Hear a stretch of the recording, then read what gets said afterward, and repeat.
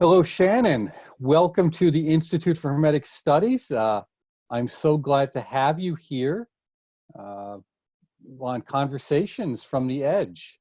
Thank For our, you. Thank yeah, you for for our, having me. well, it's great for our listeners. Shannon Taggart is the author of a fantastic book known as Seance. It is just a great book that I want us to get into some in-depth discussion of. But before then, for those of you who know, Shannon was a speaker at the 2019 Institute for Medic Studies Conference, and her presentation on spirit photography and a look into the special and peculiar aspects of celebrity. You did a great talk on Michael Jackson and spiritualism that I'll tell you, people are still talking about. That was such a great presentation. So I just want to give that as the lead in, say we were hoping to have you back in 2020, but you got a better offer, which was great. That's fine. And unfortunately, COVID came around and snuffed that out, but we have you here and now. So Yeah. please tell folks a little bit about yourself, what you do, and how you got into this. Okay. Well, thank you for having me, Mark. It's great to be back. I am a professional photographer. I've been working in photography in a variety of ways ever since I graduated from college, so over 20 years. Um, and I was working as a newspaper photographer, and I stumbled into a project about the religion of spiritualism, which is the American born religion that believes we can have contact with spirits of the dead. And how I stumbled upon that is when I was a teenager, my cousin had a reading with a medium, or she got a message at a message service, I should say, from a medium she didn't know at a town called Lilydale, New York, which is the world's largest spiritualist community. And in this message, the medium revealed details about my grandfather's death that proved to be true, that none of us knew. And uh, this shocked my whole family. And that always stuck with me. And so then when I started working in newspapers and public relations photography, I really didn't feel like it was it. A lot of my assignments, although I was happy to have the work, it wasn't really that challenging or interesting to me in certain regards. So I wanted to find a project I could do on my own that was compelling. So I thought, oh, I'll spend a summer in this quirky little town, Lilydale, with all this cast of characters, all these people who think they can talk with dead people, and I'll make a nice little 10 picture photo story. And that was in 2001. And ultimately 18 years later, I ended up publishing the book. And why it took me so long is because I found out how complex spiritualism is and how much it affected American culture, and all aspects, 19th century science, art, social justice, social reform situations. But particularly, I was absolutely shocked to figure out how much it played into the early days of photography, and how spiritualism and photography have had a very important dialogue that I was completely unaware of. So it took me a long time to unpack and it's a complicated topic, and we can get into that, all those reasons. But yeah, so it was a lot to unpack, and I was really surprised at what I found. Well, we were introduced by David Metcalf, I believe, and Yes. through you and David, I was able to meet George Hansen and really get a very compressed and detailed education from both of you on topics that I only knew a little bit about. And your work is really highly regarded. I know that you were part of running a conference every year at Lilydale. I know Jocelyn Godwin spoke in 2019, I believe, and he had a wonderful time there. People who were at that event told me they had such a wonderful time. So this is a very important topic in terms of the unique American religion, which is spiritualism, which has spread around the globe, of course, Mm-hmm. and how it has had a revival. Lilydale has kind of sprung back to life over the last 10 years, is it? Something like that? Well, I mean, it's been well, it's been around since 1879, right? But goes through waves of lots of people coming and then less attendance and such. I mean, we'll see how everything goes with this COVID thing, because for the first time, I mean, they usually have a summer season. So Lilydale operates like a summer camp where there'll be classes and workshops all summer long there. And it's a little cottage town and people go like a little vacation. They have healing. They have wonderful free healing services and free message services and also things you can pay for. And this is the first summer they won't be able to open since 1879. And there's a big debate in the town about what exactly is going to happen. So far, they think they're going to be partially open, but even during the Spanish flu, they were open that summer. So, but yeah. Well, it is a beautiful town. I have not been there. I've seen photographs of it. It's these fantastic gingerbread Victorians, if I understand. Yeah. I know there was a episode that, in theory, was filmed there of the show Supernatural, in which they brought that out, and it's just a perfect backdrop for a lot of activities. However, spiritualism, as I understand it, and please correct me if I am wrong, it began in upstate New York around 1845, 50, somewhere in that period with the Fox sisters. 48, yeah, 48. 1848, in a place called Hydesville, which is outside of Rochester. It's now called Newark. That area would be considered Newark, New York. And the interesting thing about that, which Jocelyn actually spoke about, is that spiritualism began in an area of upstate New York, which was known as the Burned Over District, because over a period of I don't know exactly, but in the early to mid 1800s, about 30 different religious movements kind of propped up, including Mormonism. And what is now Seventh-day Adventism, and a number of other utopian communities, and people were having these religious experiences in that area. And these young girls, they were living in a house that was purportedly haunted. It wasn't, it was a house that had, for 3 different families, there was spirit activity in it. And then there's controversy about how exactly happened, but there became communication through knocking, and then the girls became kind of ambassadors of this phenomena and were brought on stage in Rochester, New York, and ended up inspiring this huge movement that spread across the Western world. This demonstration of mediumship, demonstration of spirit communication.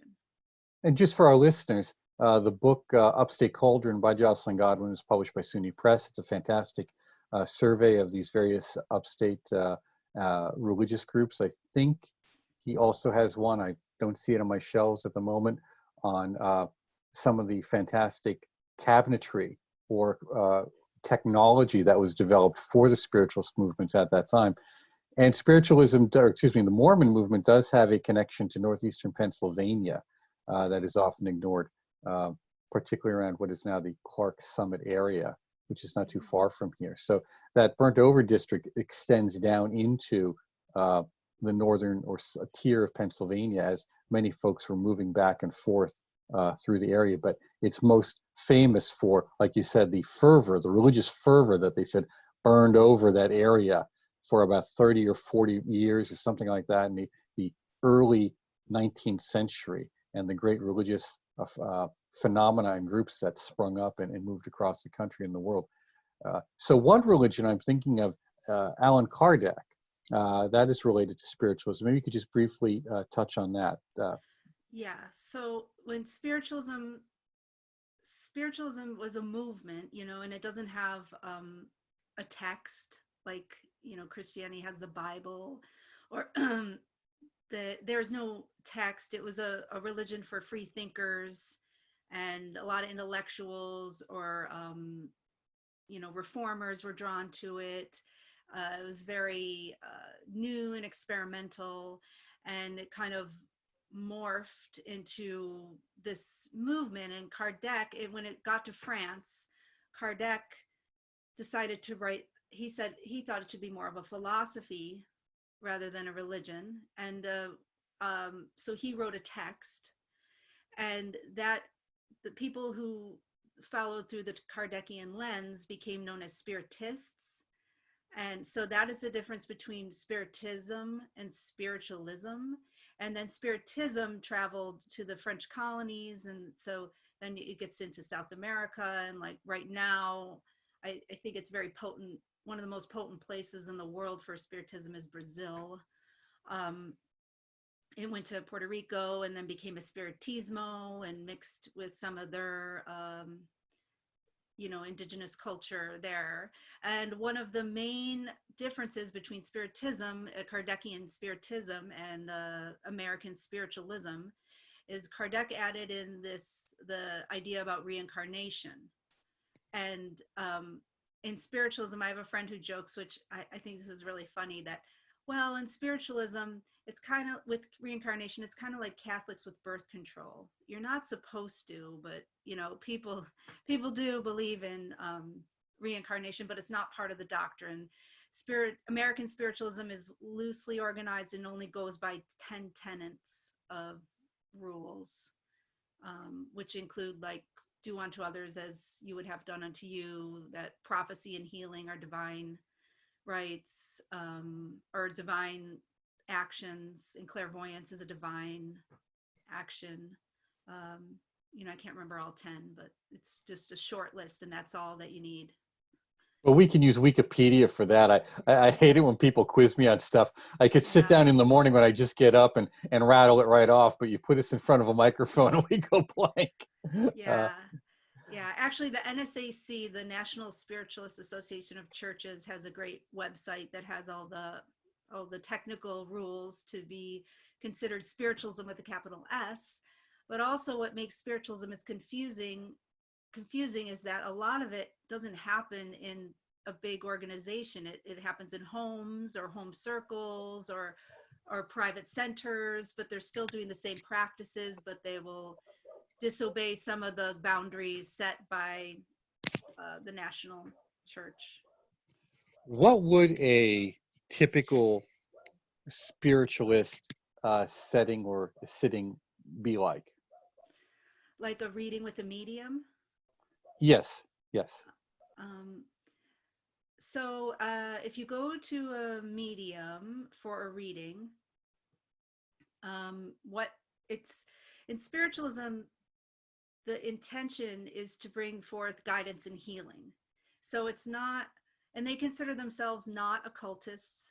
They consider themselves Western rationalists, that this is just a natural, that we don't die, and that the ability to talk with the dead is just a natural faculty, and that their only intention is not to go and call the dead to help change the material world or do favors or do a magical working. It's not like that.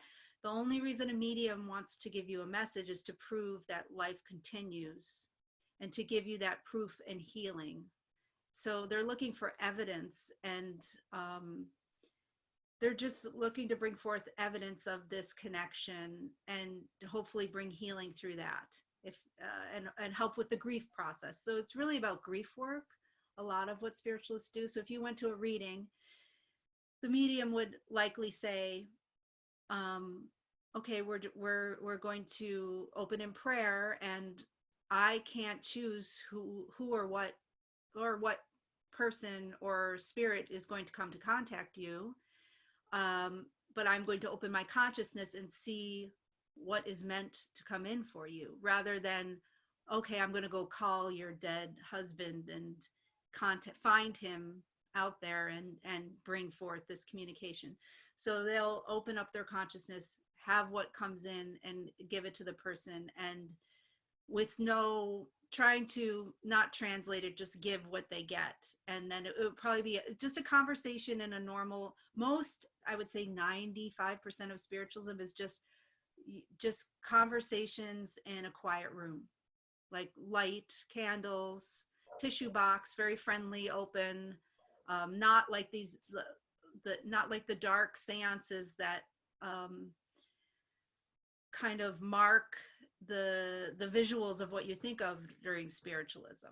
That is another element within spiritualism, but for the readings, they're most part just conversations.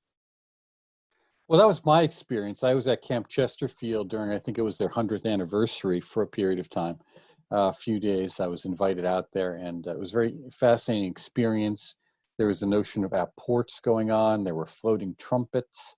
There was all sorts of readings, some which were terribly vague and un, unconvincing, some which people deeply believed in. But I thought that, and it was all in the dark. Everything was in the dark. So maybe we could use that as a jumping off point to go into some of your photography. And what are the pictures that you've taken, and how do you take pictures in the dark? Yes, that became the big challenge, is that how do you photograph um, communication with a visible body and a veiled spirit, like an invisible spirit? Like, how do I actually do justice to the psychological reality that's happening? And like I said, for the most part, sorry, my cat just jumped in. She's attracted to the energy uh, of us talking. So for the most part, it is these conversations that happen in light, but there's also seance situations that happen in dark. And it's funny that you mentioned Camp Chesterfield, because I would say, in the 50s, 60s, 70s, spiritualism started to detach from dark room seances because of accusations of fraud. And there was famously fraud documented at Camp Chesterfield in a book that was published in the 70s called The Psychic Mafia, which is a great read, which talks about like extensive fraud and fake seances that happened there. So it became more rare and rare. But I noticed I was stumbling upon some dark sessions, and that's when my photography took a change, because these are situations that are really, really difficult to photograph. And then how do you make a picture in them? And I started to have some happy accidents with my camera, which I've spoken a lot about, where I would have something happen on my film that was very synchronistic, that seemed to become a visual metaphor through photographic accidents. And then I started to really go deep into that. But then I started to find out that there started to become a movement to bring all these dark room seances back. And so that kind of coincided with my interest in spiritualism. So it was just another lucky thing. And it was related to the Skull experiment, actually, in England, which was a physical mediumship group that brought back these dark room 19th century practices and created a lot of controversial results. And they had a lot of press in England in the 90s. And that gave birth to groups in England that were interested in physical mediumship. So the physical mediumship, these dark room seances, started to pick up. So there became more of them to photograph. So that's kind of where my trajectory led me, is to focus on those situations.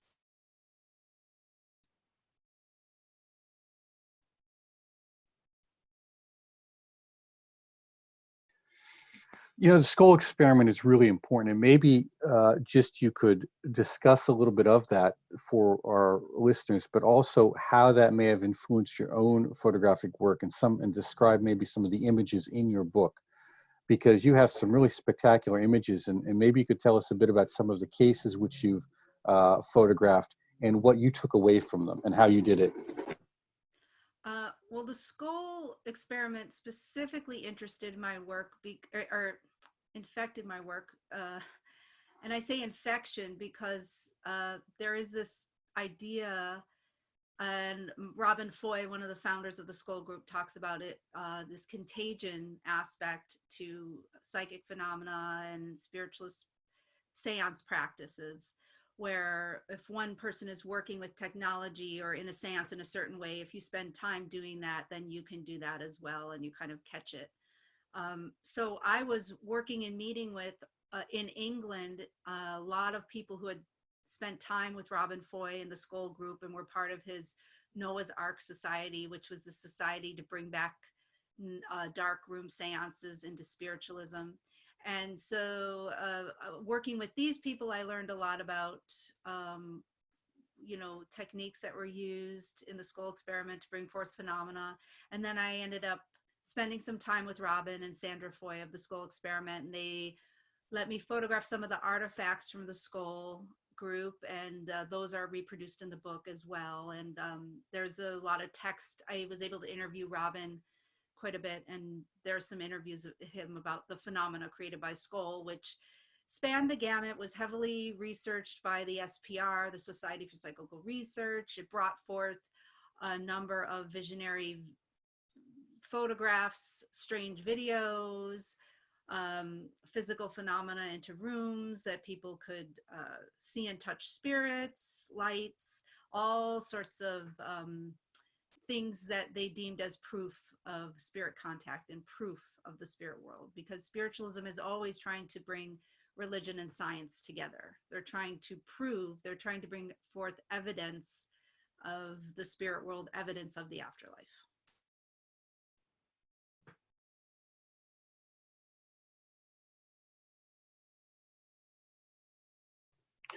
Just for our listeners, some of the phenomena that occurred with the skull experiment was itself pretty staggering. I mean, they said that there was a newspaper from 1945 that fully appeared, and it was not an old newspaper, but it was in new condition. There was also many artifacts, and they did quite a bit of phenomena with film. Were you able to examine any of the film that came from and the images from that film that came from the skull experiment?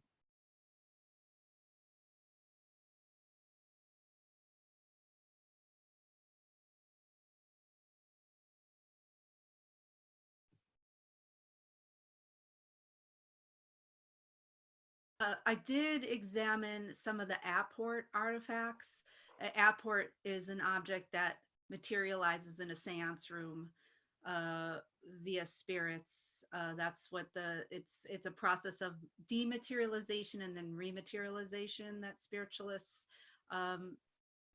that's how they describe it.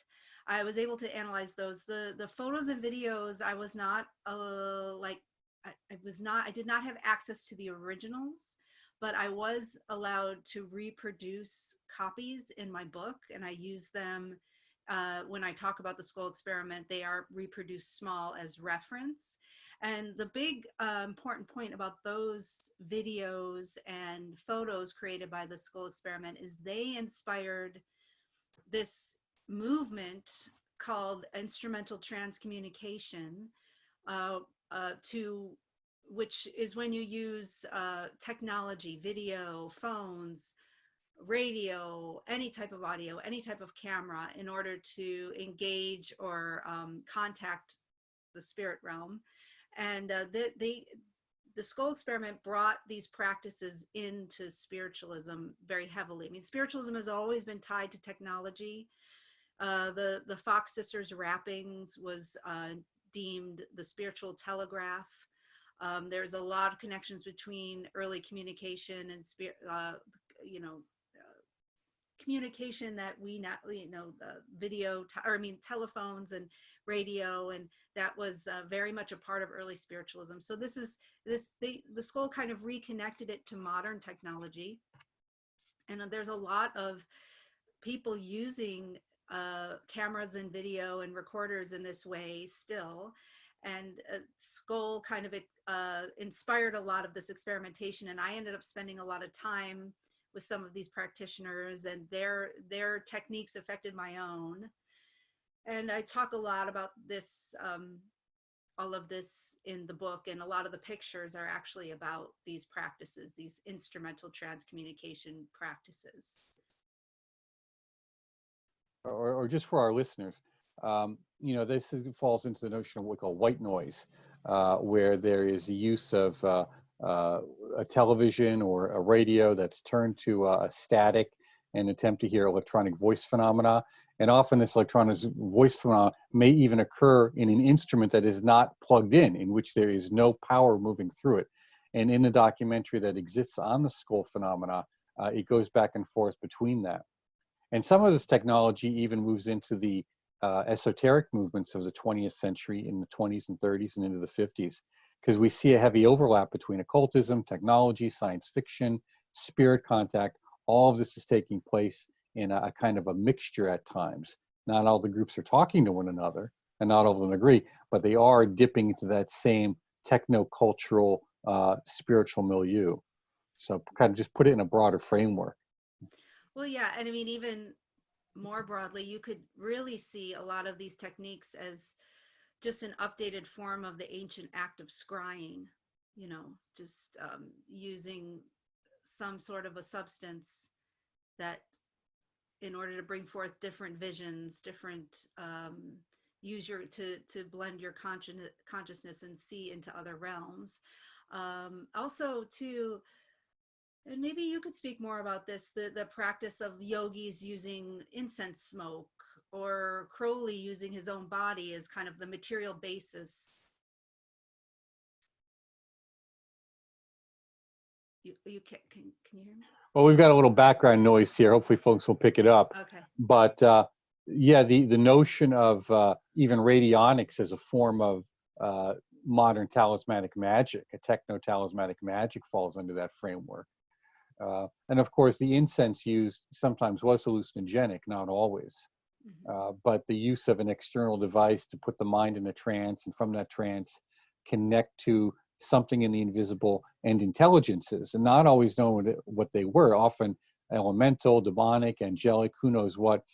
But spiritualism is unique because it tends to focus almost exclusively on humans and a particular type of human contact. Maybe we could explore that. Yes. So one of the reasons the skull experiment ended up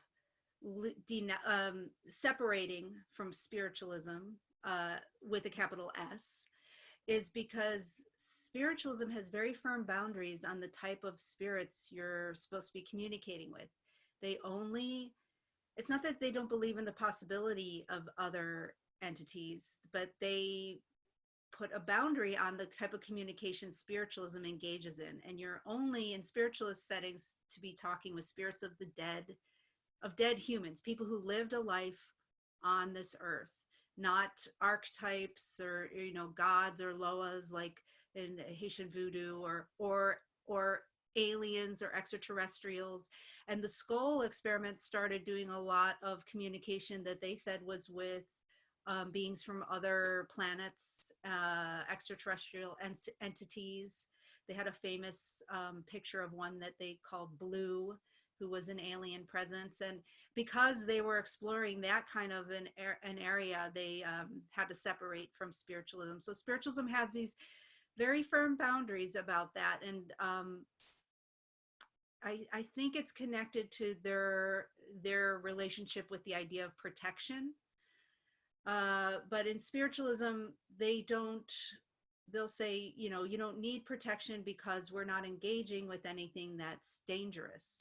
And this is very controversial when you talk with occultists or people who do other practices. They don't understand this aspect of spiritualism. But spiritualism does have its own embedded protection, but it's not parsed in language as it is in other practices. They do open and close their circles. They do use their intention. Part of the way they protect themselves is by not acknowledging that their protection is something that's needed.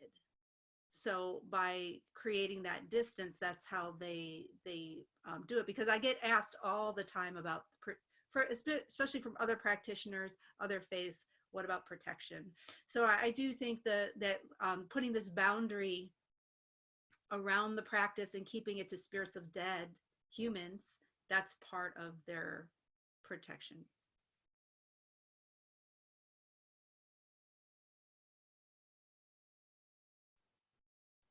Well, that's fascinating, because that notion of protection is across almost all systems of operation that deal with the invisible, because the notion is the intensity of the energies, the types of energies need to be filtered in some way, need to be directed so as not to overwhelm us.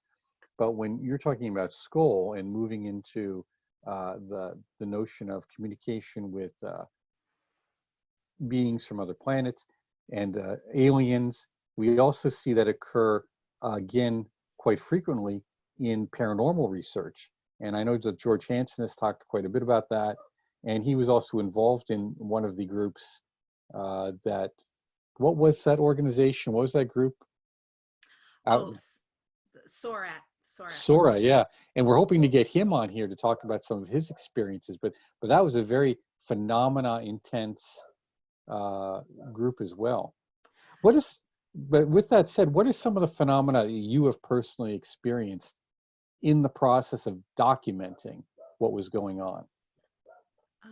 Some of the So I've photographed a lot of trance speaking people, going into a meditative trance state and then speaking as spirits. I've photographed the spiritualists. One of the big seance phenomena that happens pretty, I would say a popular practice would be transfiguration.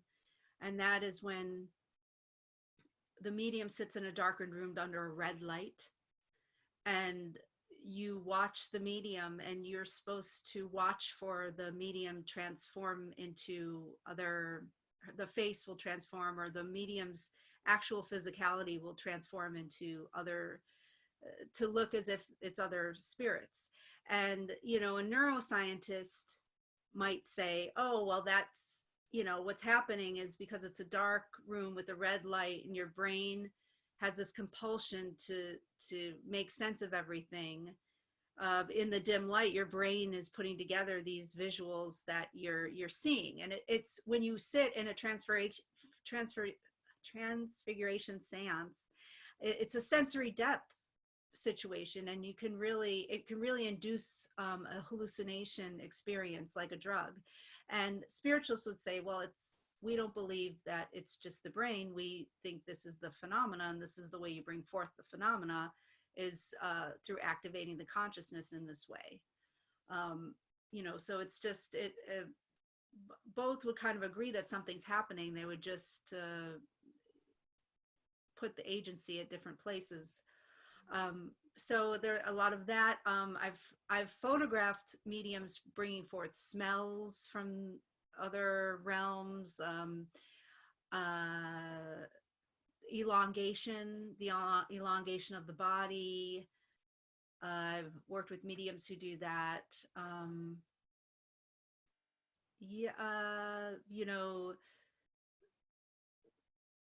Those are the basic things that I have seen, or the moving of objects, and some mediums claim to be working with ectoplasm. That's visual, that you can see. Ectoplasm is, we haven't touched on that yet, but ectoplasm is this it's a controversial topic. It's a religious. It's sort of like the religious symbol of spiritualism. It's their iconographies, these white gauzy streams of ectoplasm. And ectoplasm is a substance that is said to merge the spiritual and the material realms. A lot of people first heard the term from the movie Ghostbusters, which is where I first heard that term. And Dan Aykroyd. And just for our listener, Dan Aykroyd wrote a foreword to your book, didn't he? Yes. Yeah. So you have some celebrity credentials here. Yeah, so Dan Aykroyd is from a spiritualist background, and so he's drawing a lot of Ghostbusters is drawn from spiritualism and cyclical research. It's actually, if you do a careful watch of that movie, there's a lot of really wonderful, really good little, pieces of real cyclical research terms and spiritualist terms. So he's drawing that so there is this like cultural awareness of ectoplasm. Now you, as you could say, you photographed some really great stuff that's in the book, and it's hard to describe a picture because we say a picture's worth, what is it, 10,000 words or something, and they really are. However, you notice that there was one fellow in particular who was kind of a pariah to the spiritualist community, and yet at the same time, he had produced some of the most spectacular phenomena, even around odors, that you had ever encountered. And even in one of the sittings, he claimed to have bring forth the spirit of Aleister Crowley, who himself dabbled a little bit in seance work, if you will, depending on how you want to read things, whether the Book of the Law was a channeled document from another being of another realm, or in his own little work with, I think, Ouija boards. There's some documentation he worked with that. And that's for Crowley scholars to discuss. But you really like this fellow. You said he really had some good chops. Maybe you could tell us some of his stories, and then move into a comparison of this work with your experiences with Haitian voodoo, because you do have an extensive array of documentation of that, of those practices. Yeah, so the medium you're referencing, he's German medium named Kai Mugi, and he's probably, I guess, the most famous and controversial spiritualist medium working today. He's been studied. So people who are aware of parapsychology or what goes on there would have seen that the philosopher Stephen Brody has spent a number of years trying to scientifically document Kai's phenomena. So Kai is, why he's so controversial in spiritualism is because he calls himself a neo-shaman. He brings forth ectoplasm exactly like it looks in the 19th century spirit photographs, which is these big, oozy, gauzy, white, like physical things that you can see with your eye. A lot of times you go in a seance and they say there's going to be ectoplasm, and it's a very subtle, a subtle room change, or it means the energy, or it means something else other than like what you see in the classic 19th century, or in Ghostbusters, the ooze that is left, from the spirit contact. So Kai travels around the world, doing these ectoplasmic seances, and he has at times channeled Aleister Crowley, and that is a no in spiritualism. Magic and witchcraft there's a complete distaste for it in spiritualism with the capital S circles. And I've had people who are part of like the Spiritualist National Union, which is the English kind of biggest operating body of spiritualism, tell me that just because I've even sat in a room with Kai, they want nothing to do with me. That's how controversial he is. But at the same time, he's getting people to talk about spiritualism again with these feats that he's producing. And for me, one of the highlights of the book was that I was actually able to photograph a full-on physical manifestation in one of Kai's seances, and that to spiritualists is as far as you can take ectoplasm, is to make a full body spirit appear. And I was actually able to photograph Kai in one of those types of sittings, and that is completely it hadn't happened in spiritualism. Skoll said that they had full body apparitions, but there's no images of that. So really, we're talking about something that hasn't happened in spiritualism in maybe 80 or 100 years. Kai is now bringing those type of situations back. And actually, the first physical manifestation in spiritualism was at a seance with the revered scientist William Crookes, the inventor of the Crookes tube, which is like very much why we have television. His early discoveries. So there's a lot of ping back to the past in Kai's seance work. Well, just to give a connection here, so I'll let you have all the time. The notion of physical apparition is a critical part of certain magical operations, particularly known as evocation, and it's called to visible appearance or full visible appearance. So within the magical literature, there is a whole area of practice simply dedicated to bringing spirits to full visible physical appearance in this realm. And it's believed by many that if you don't get that full appearance, that the operation is either not a full success or can potentially actually be dangerous depending on what you're doing.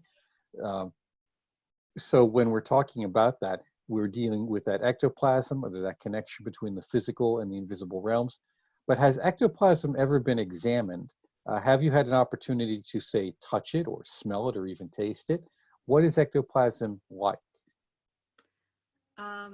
So what I found was that it's seemingly to me, every physical medium that I worked with, and when I say physical medium, these are people who are doing the dark room seances.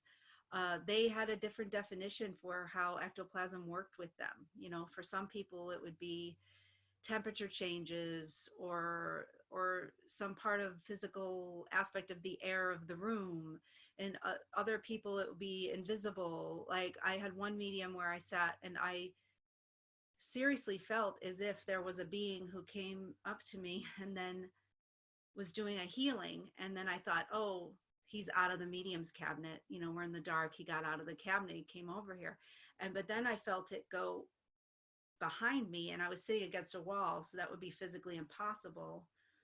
And so it felt like a presence that was doing a healing. And then when the lights went on, the guy was in his cabinet, and then there was infrared video, and I watched the whole video, and he didn't leave the cabinet once. So that they would maybe describe that as ectoplasmic. Um, Transfiguration is an ectoplasmic phenomena. Stuff like that. Sorry, there's a phone All ringing right. in the background. All right. Um, you know, so the definition really varies in spiritualism, and it varies on depending on the practitioner you're working with or talking to. Now, when we talk about apparitions and the transformation, were you able to see on the film, or that's a question, did you shoot film or did you shoot digital? And were you able to see a difference in the pictures from what was being said? Was there an actual transformation being captured or being recorded on the medium you were using?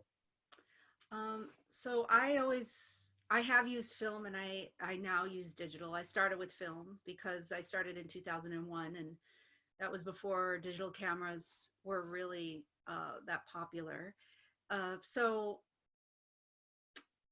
there's there's a big difference. I never see, you know, the big folk tale in regards to photographing ghosts. And I've maybe you've heard this. I've heard this umpteen times from a bunch of different people. When you see the apparition, the camera won't work, or something happens where it's not you're not physically able, you're stopped from physically being able to photograph it. And I don't ever see what I'm doing as necessarily evidential.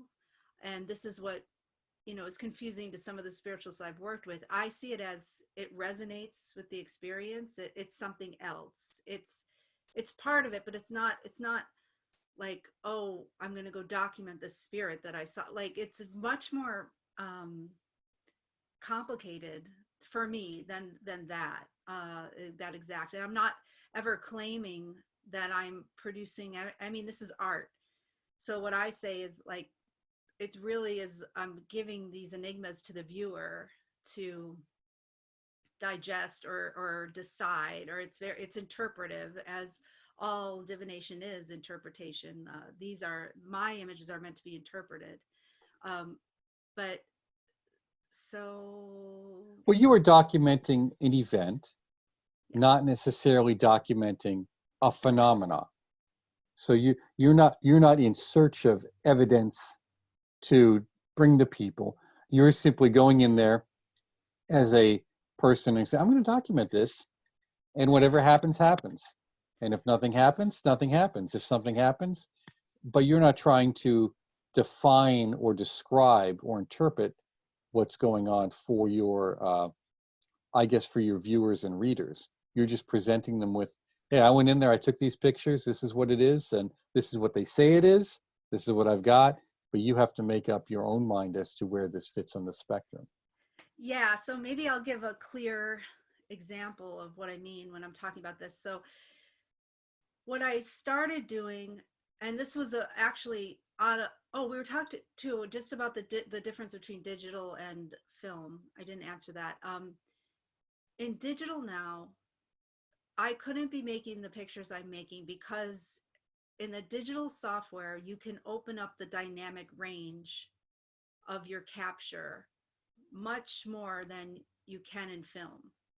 And even so, the film that I shot, if I do a digital scan, I can get at that, what the detail is in the blacks more with this powerful software that we have now.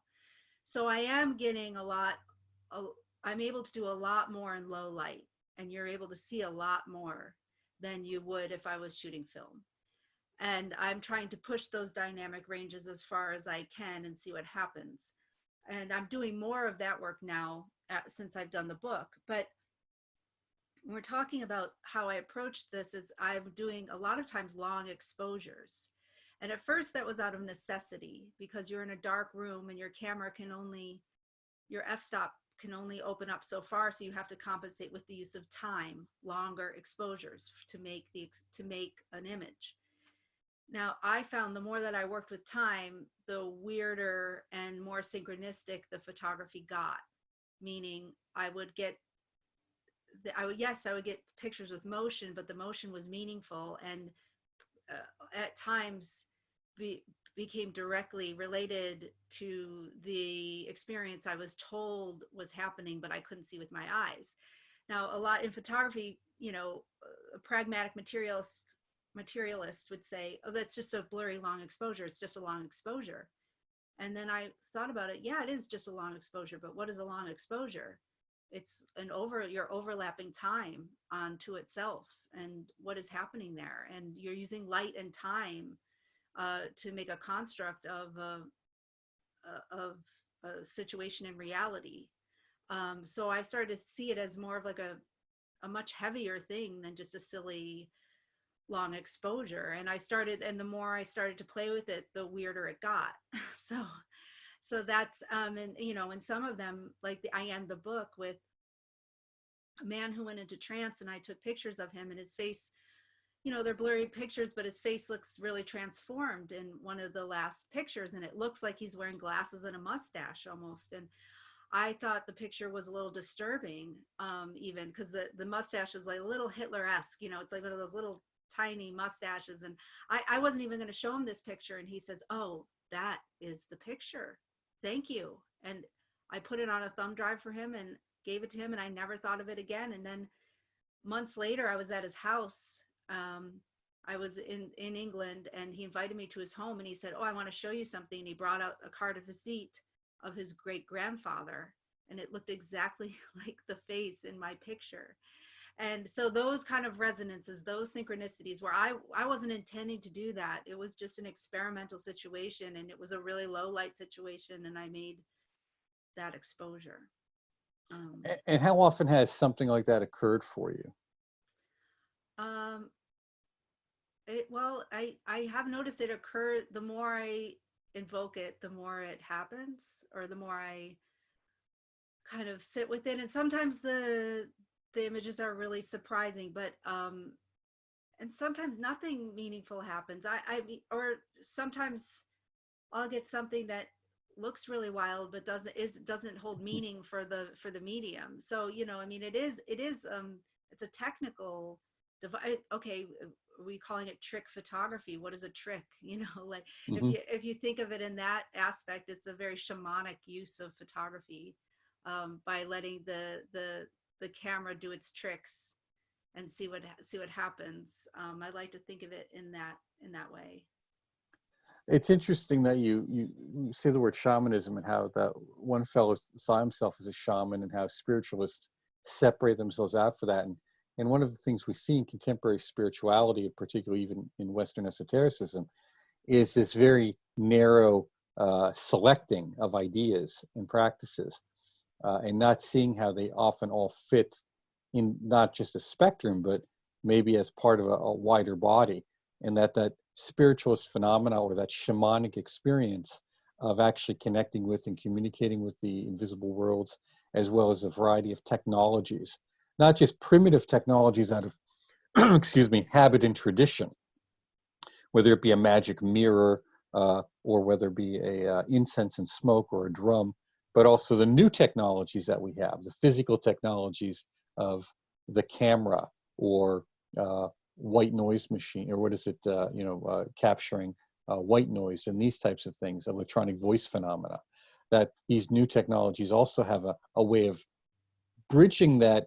I don't want to say at the gap because it's a spectrum, but at that pivot point where, where are we really? We're really in a liminal zone of we're not really physical, but we're recording it. So there's something physical going on.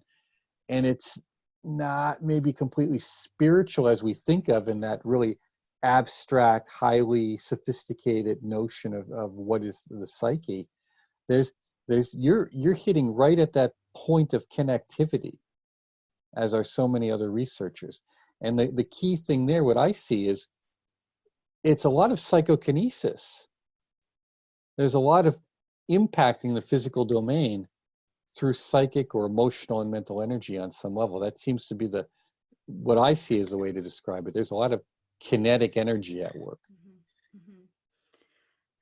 Yes. And and also I think all photography really has a lot of metaphysical, I think of photography as a metaphysical practice. It's a good photographer uses their consciousness to frame and manipulate and change reality, and a good photographer can really take you out of reality and show you a different one that was happening right before your eyes that you didn't see.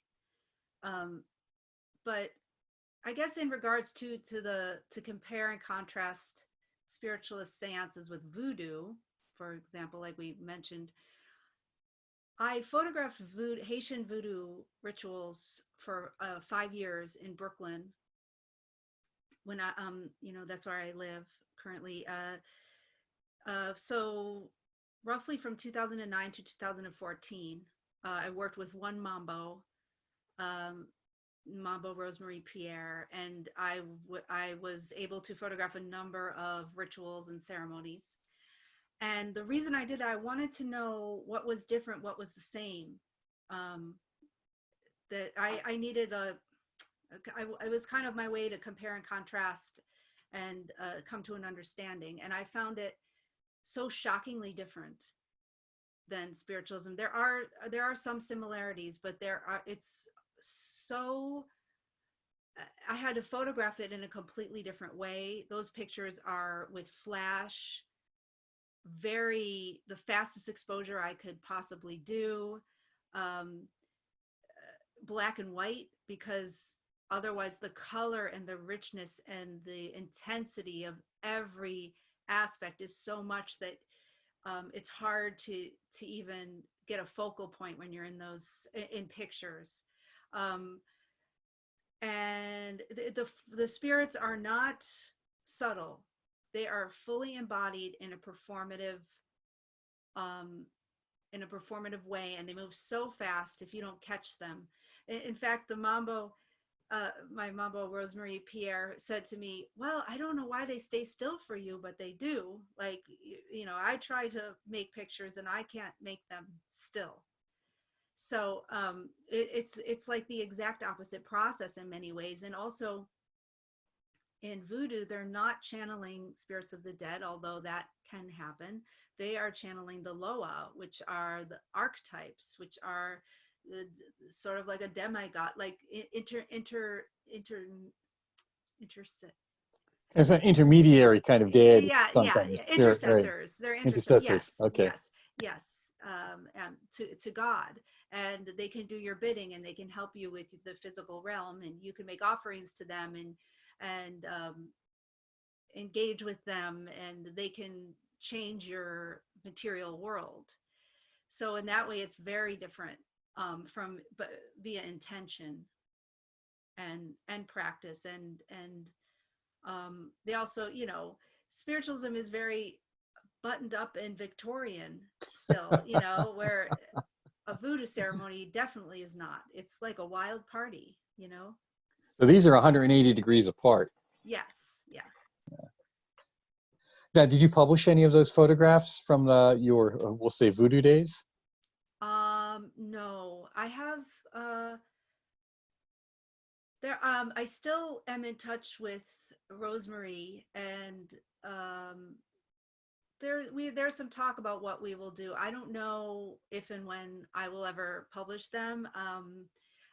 Some of them did run in Time magazine's Lightbox, which is their photo blog, and here and there a couple of images published here and there. But right now, I mean, I think there needs to be another element of writing that goes along with it, and I don't really have a vision for what that would be just yet. And so that project is kind of on hold. I usually work, I mean, I work on things for long periods of time. As you know, it took me 18 years to do this spiritualism book, so um, kind of just figuring out what that will be, if that will ever be Well, published. well, patience and tenacity is a virtue because your book is spectacular in so many meanings of that word. It is a visual feast. The writing is incredibly informative. And for someone like myself who was hearing bits and pieces of spiritualism as a child and has had some experiences with it directly later on, I cannot think of a better, I wouldn't even use the word introduction because it's more than that. It's just an introduction, an encapsulation, almost a pushing someone off into the deep end of the pool, really, when it comes to spiritualism.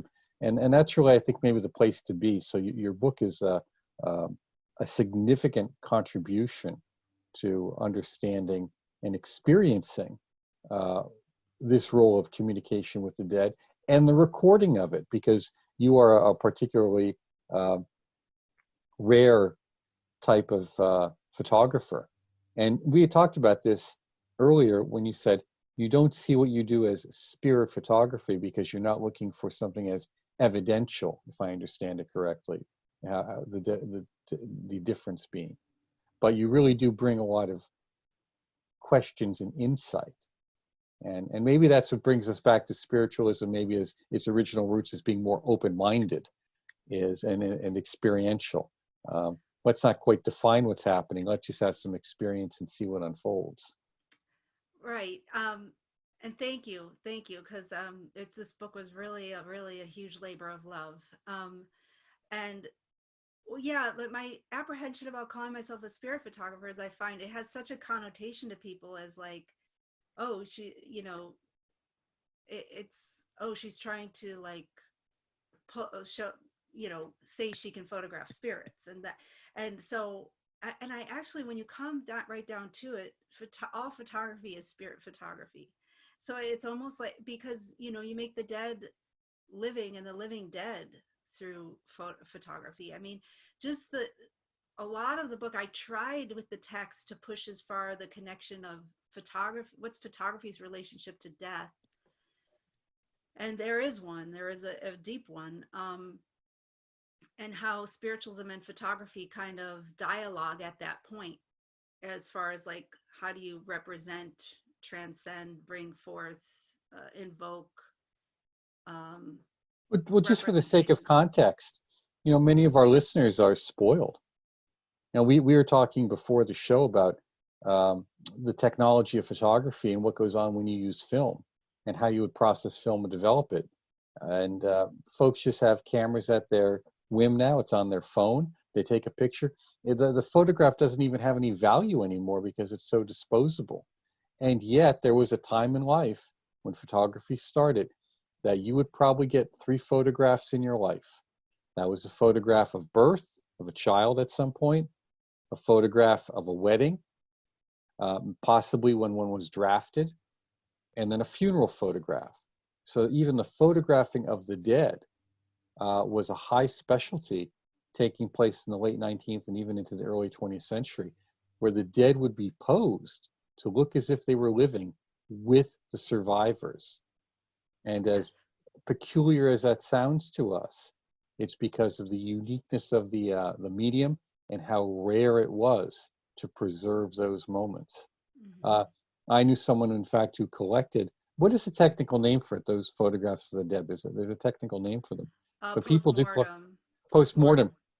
Now, have you seen any of those? Is anyone doing those? I know it's a little off topic, but is that happening again? Is there a revival in that?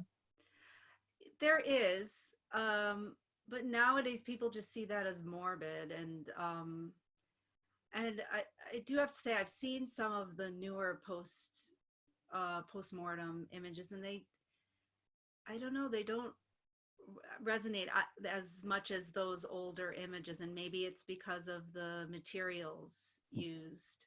I don't know if there's somebody going out and doing actual tintypes or view camera stuff of the deceased now. I have seen some postmortems of children that parents requested. That there is some people who do that, but it's not.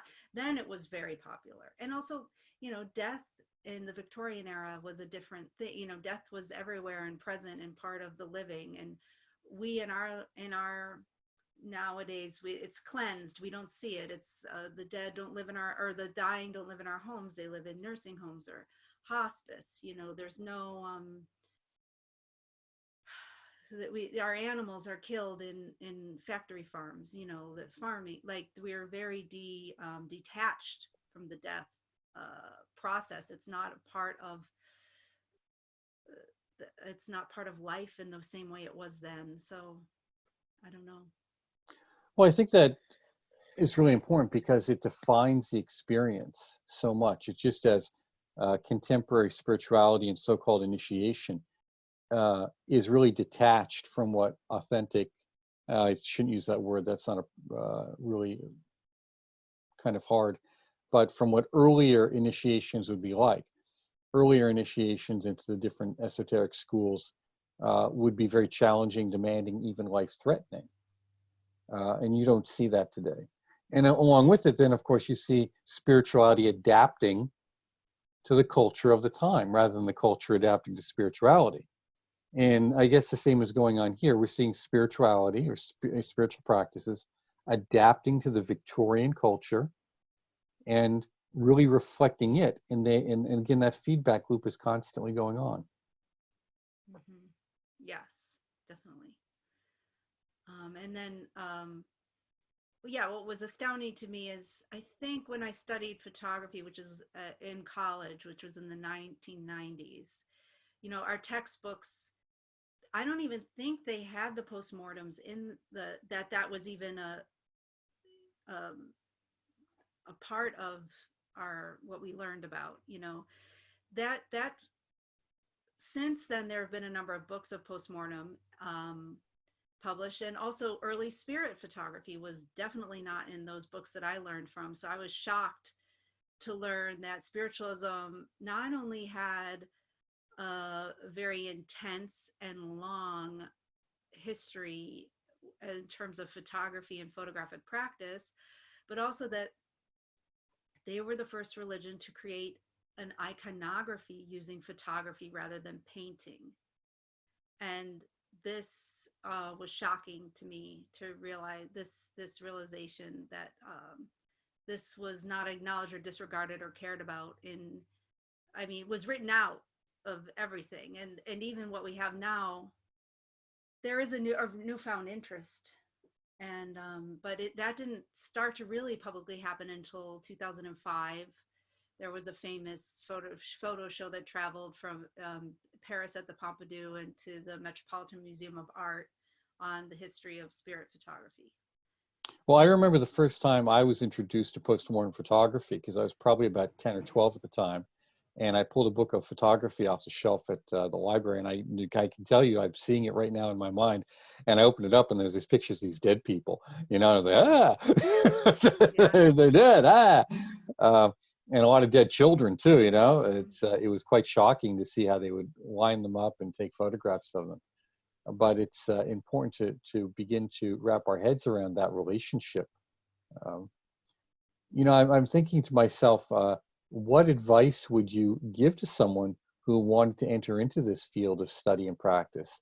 How could they possibly get started? What kind of technology would you suggest? Are there classes or courses they can take?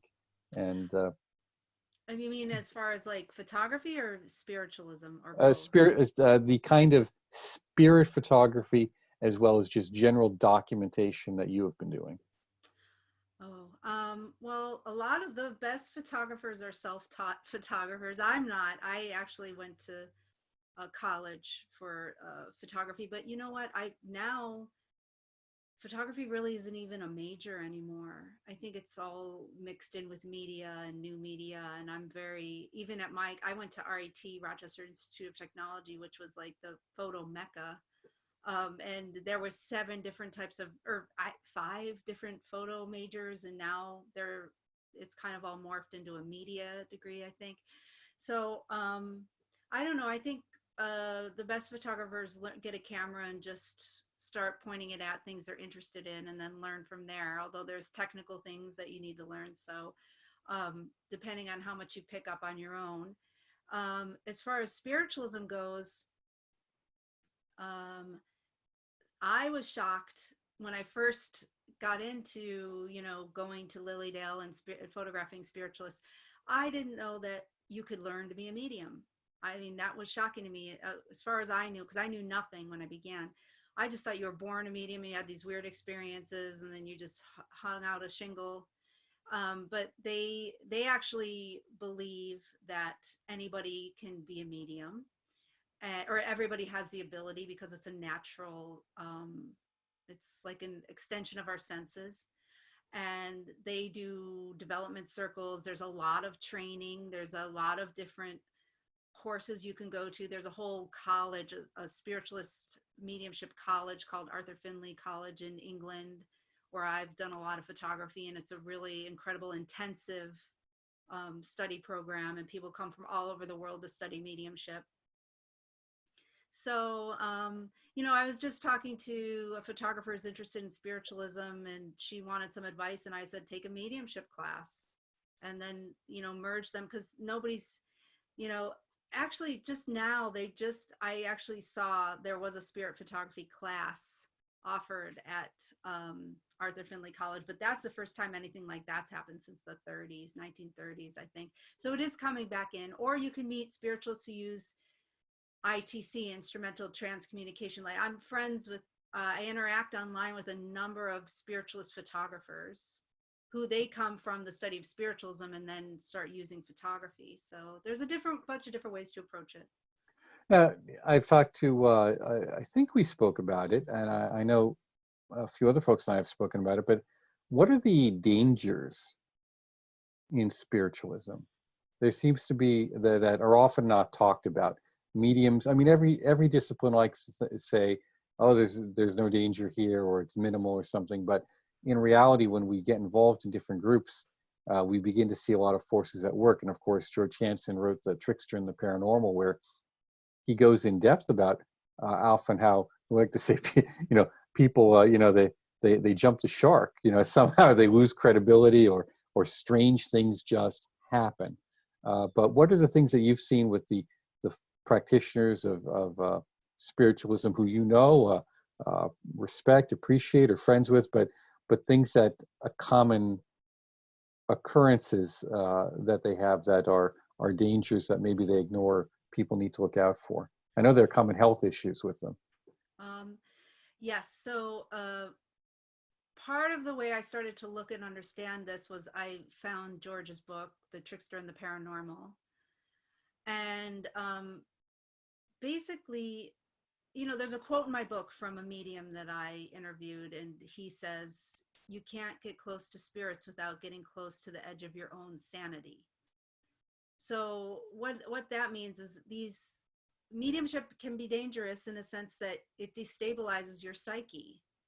And also, it's often been talked about in many different contexts. And one of my close friends who's a medium talks about this, about how a lot of them gain a lot of weight, because you're not in your body, you're not dealing with your body, you're separating from your body. And the body often, there's umpteen million cases of a lot of weight gain with this. And there's a lot of reports of autoimmune disorders. This and what is autoimmune disorder is when the body attacks itself. And mediumship is all about blurring self and other. Is there I know people are looking into this, but parapsychology isn't really, there's not a lot of science studying stuff like this right now. But all I can say is what people who are in mediumship identify as problematic. William Rauscher has written about the propensity for mediums to become alcoholics or Yeah. be susceptible to alcoholism. That's interesting because of the notion of spirit, alcohol being spirit or spirits, Hmm. and even the role of alcohol in alchemy and how it's used as a separating device. Right. But I So if was you're, thinking, I just was thinking in terms of the disease of obesity, lack of activity, uh, high caloric, excuse me, changes in diet, which require a high amount of energy burn. I think some of them often eat a high caloric diet, um, but it's a fast energy. It's like a carbohydrate diet, so the energy burns fast, and they have it for to burn off, but they're not really having a healthy or balanced diet or lifestyle. Things become. right. But also, there's a phrase in all of the tantras, Indian and Tibetan, where we say the gods lie. The spirits can't be trusted. Hmm. And like you said, it's inherently destabilizing because magic by its nature is destabilizing, because if you were happy with the way things were, you wouldn't be trying to change them. So you can only change something by first shaking it up or destabilizing it. Hmm. Yeah.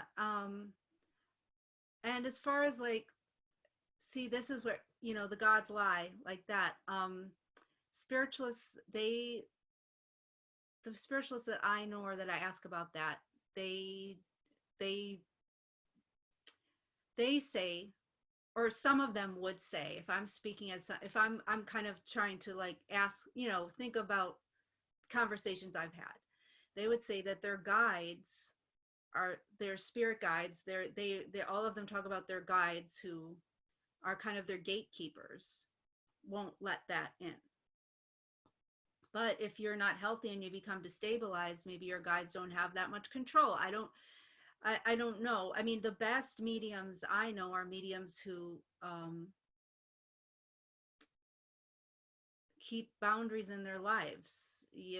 Keep things, have a clean house, keep like have a sensible routine, um, keep firm boundaries on what they will and won't do, keep regular schedules. I mean, all these things that we know They're keep. very mundane and boring.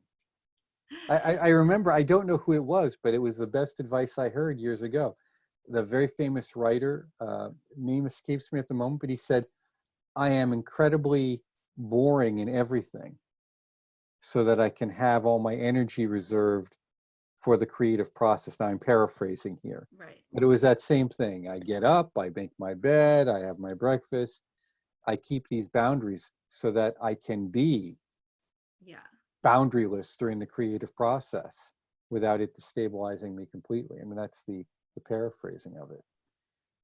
Right. And then, sometimes it's confusing. Sometimes I've seen mediums do incredible work that is absolutely astounding and shocking. And then 2 years later, I'll see them work again and it seems like nothing is there and it's gone. And then it comes and um and then it comes back. I don't know. I mean, there's a lot of mystery to these processes, and all I do know. And then you ask the question, oh well, why even do this if there's so many complications? Why do people do this? And I mean, my answer that I would have to say, my opinion, is that people are called to this work for a reason, and I think it's beyond their own understanding.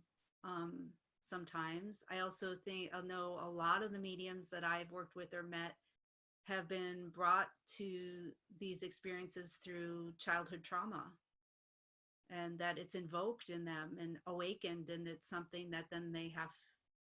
I've met mediums who say if they don't do it they'll get sick. you know um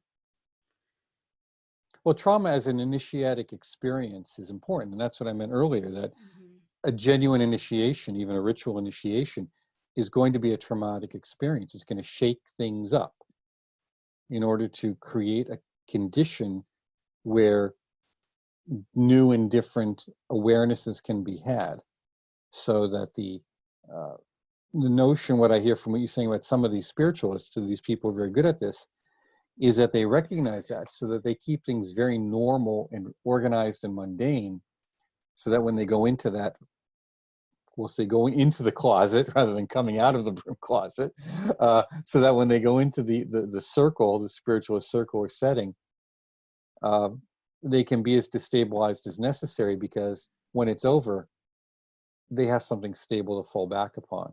So there's that extreme aspects of their lives that appear to be going on, that they're able to go through these extremes. And that seems to be a balancing act, a very fine balancing act.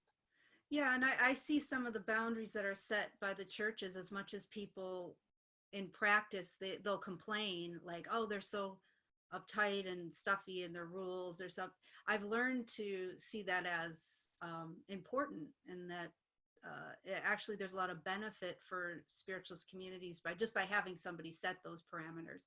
You know, I have one medium in Europe was, and I read about this in the book. She started going into trance and channeling what she says are entities, other realms, you know, extraterrestrial, you know, beings from other planets. And she says they're 100 times harder on the body.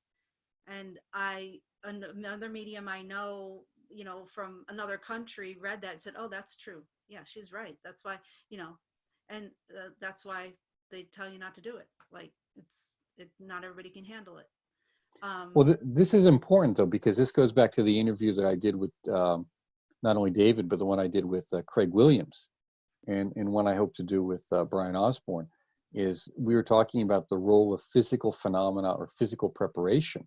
And in the different Indian systems or the Chinese systems, a lot of time is spent making a healthy physical body that can handle high levels of energy, because the experiences that people are seeking to have are themselves so demanding on the physical structure. So there is, and I do not use this word loosely, an alchemical component to this, in which the body has to be respected and prepared to handle not only the energy, but with that the inherent intelligence or specific orientation of knowledge that comes with it. Yeah, one of the mediums that I interview in my book says, you know, anytime you make something physical, there's a trace. Like she kind of describes it as, you know, even when you burn or you boil water for tea, you know, there's remnants that get stuck in the kettle. You know, we're like kettles, and it's and she says she doesn't choose to, she has to do it because she's called to do it, but she knows that there is an exchange there, a very real exchange that does take toll of the body. And I mean, a lot of the physical mediums are famously known for their bad health. And That's why in the tantric and the other practices, purification practices are essential, because you have to learn to purify the psychic channels and nadis, the psychic centers and the being itself, the physical structures itself, of those trace elements that get left behind. And from what I understand, the nature of spiritualism is so uniquely narrow, just like many other practices are in different ways, that it has such a unique view that it doesn't see purification, it doesn't see protection, it doesn't see a lot of these things as essential. And yet it recognizes on an individual level that that might not necessarily be the case. Maybe we need to have these boundaries, and better practices. Is like kind of a best practices for spiritualists that evolve with time, rather than get stuck in a particular historical milieu. right. Yeah, and depending on who you'll talk to, you know, some practitioners of other practices will say to me, oh, well, they're just ignorant. And then, you know, some my spiritualist friends said, no, we're evolved. We, you know, so there's always, you never get away without the tension between practitioners. And even, you know, Or we would say in modern parlance, no, we're woke. yeah, yeah, we, they're, we, they're, we, we're enlightened. They don't know what they're doing. They've just been doing it for 500 or 1500 or 2000 or 3000 years. They don't know what they're doing. yeah. So there's definitely like an American, um, yeah, American like, ingenuity. We did this, you know, it all starts here.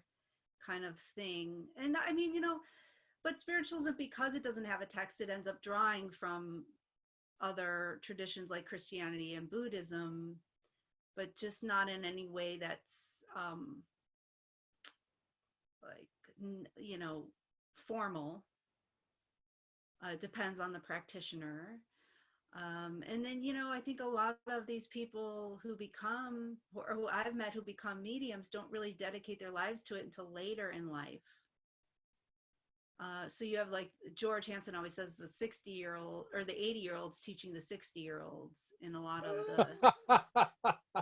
the spiritualist settings. It's not a lot of young people around who want to be mediums who are training. Although nowadays there is a lot of interest I see in the pagan community, especially young women who identifies as witch, pagan.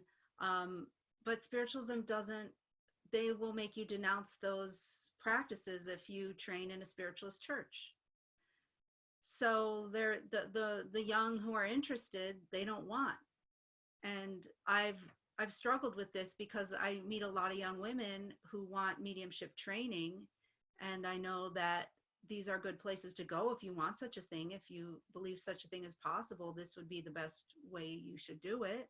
And they want them to denounce what they came in with.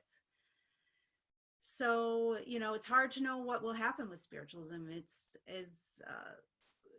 a young religion in terms of religions. It's 170 years or so, so. Well, this is fascinating, and maybe some folks listening can contact you, or just kind of go ahead and get the training anyhow and see what they can learn and bring that back to these practices. Because while much is said of Western esotericism and modern magical practices, mostly those deriving from the Golden Dawn, we see that Helena Blavatsky was herself a medium in many ways, both an authentic one and a bit of a huckster, which I appreciate her element there.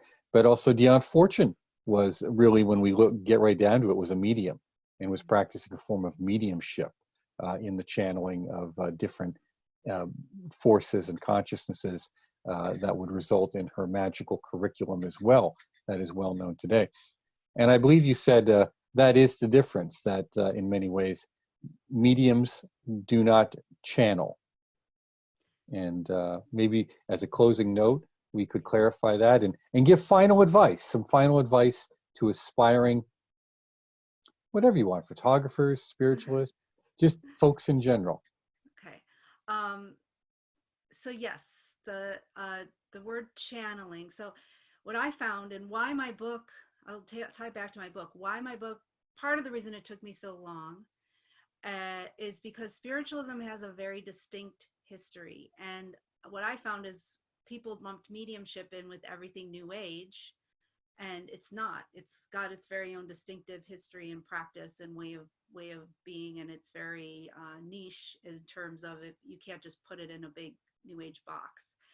And so a New Age term would be, the spiritualists don't like the word channeling, and that's because to a spiritualist, channeling denotes that you don't know what you're getting when you're, or you could be channeling anything, who knows what it is, where spiritualists only want to bring forth spirits of the dead, like I said. So they call it trance, or blending, or working in the power, or they just, that word is like verboten in spiritualist settings, because channeling kind of connotates that you're up for anything to a spiritualist, and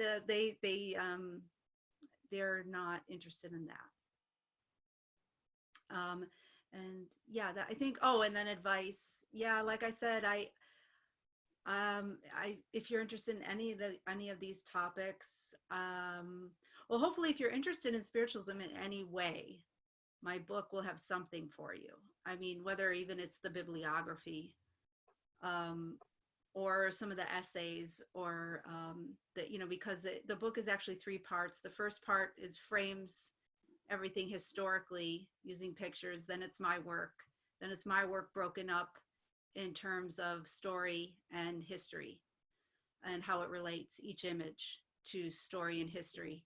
And then there's a bibliography. So, I would, if you're interested in mediumship, I would suggest going to a medium, just a spiritualist church. There's many, I mean, there are many still around, and going, sitting in there, they'll probably have a weekly circle, whether a message circle or a development circle. As far as photography goes, everybody has an iPhone now, right? So we can do pictures that way. But my book does have a lot about how spiritualists use photography and some of the approaches and techniques. I just want to jump on what you said there. And really, the book is fantastic. And, often people contact me and they say, Mark, what should I read? And I tell them, read my book. And so, well, what should I read after it? Well, read the bibliography. and that's really the best advice that experts in their field, and really, you are an expert. I know you don't use that word. I know you don't think of yourself as that. You're very humble about all of this, but the depth and breadth of your knowledge and experience is staggering. And I know quite a few people I've talked about you with say the same thing. So I'm really pleased that you were able to take a couple hours out of your day and sit here with us for this interview. And Thank you. please, everyone, you haven't heard me say this about many people, but spend the money, get her book. It can help you in any area of psychic or spiritual research or phenomena that you're interested in, not just that notion of the narrow notion of spiritualism. It's more than that. It's about that window of opportunity between the visible and the invisible. And I want to say thank you so much, Shannon, for taking that picture of the window and sharing it with us. Thank you. Thank you for having me. And I always enjoy talking with you, Mark. And hopefully people enjoy listening. And I really appreciate it. Thank you. But thank you. Have a great day. Thanks, you too.